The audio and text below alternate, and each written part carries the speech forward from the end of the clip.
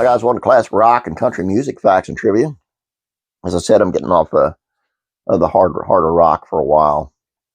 I don't try to find a fan base somewhere here because I'm in double digits mainly on these videos, and I don't seem to be appealing to anyone. So let me know what you like as we go through this. Today, well, I went through country yesterday. You need to see that one. I don't care what kind of music you're into. George Jones had a rough life, man, and you really need to see that one. But today's we're going a little bit of rock. We're going into Jerry Lee Lewis. And did he actually set his piano on fire? When you begin researching Jerry Lee Lewis, you learn that the truth is a bit of a rascal. Country Music Hall of Fame artists understood this and even understood his role in amplifying exaggerations, fibs, or straight-up nonsense. For example, an oft-told story goes that Lewis once set a piano on fire and continued to play it. Well, did it really happen? Well, there are variations of the story that disagree on details like the location of the alleged piano fire, Brooklyn, New York, or Ohio. But most go something like this. In 1958, at the height of his young career, Lewis was playing a show with Buddy Holly, the Chantels, and Chuck Berry. And he was upset that Berry was the headliner. So either as a way of proving he was the best entertainer on the bill or as a way of destroying a necessary piece of equipment that Berry needed after him, he lit it on fire. Yeah.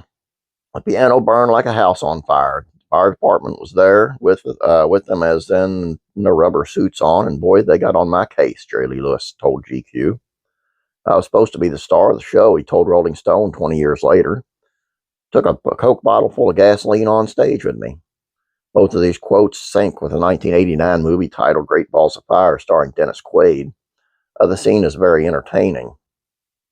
The feature in Rolling Stone is particularly informative because it finds Lewis admitting he often goes along with the myth if it suits him. Immediately after telling the journalist about the fire, he recounts how he once pushed a piano into the ocean. Much later, the rock icon backtracks. If I did, I swear I don't remember it. A lot of times people make things up and I just go along with them. In the case of the ocean piano, there was cooperating witness and Conway Twitty, who tells a story very similar to the one Lewis first told. It's really hard to find someone who can vouch for the fire story, though. Part of the reason is that it was 65 years ago and everyone involved at the show is dead. Holly would actually die the next year. So no modern journalist ever pressed for the truth, and that's not a knock on scribes of the 70s. When you read the Rolling Stone feature, it's clear the job was much more different back then. In 2014, GQ did the heavy lifting. A new authorized biography told a version of the piano fire story. The magazine reporter starts to poke around, eventually finding Lewis's daughter Phoebe, who at the time had heard her dad say he did and didn't burn it down. Together they find someone who would know. J.W. Brown, who was Lewis's early bass player and is also the grandfather to Phoebe. They call him. No, he ain't never set no piano on fire. He tore a lot of them up, Brown tells GQ. He goes on to say that he suspects the legend grew from the crude pyrotechnic that flashed as Lewis closed Great Balls of Fire, his early hit. So there you go now.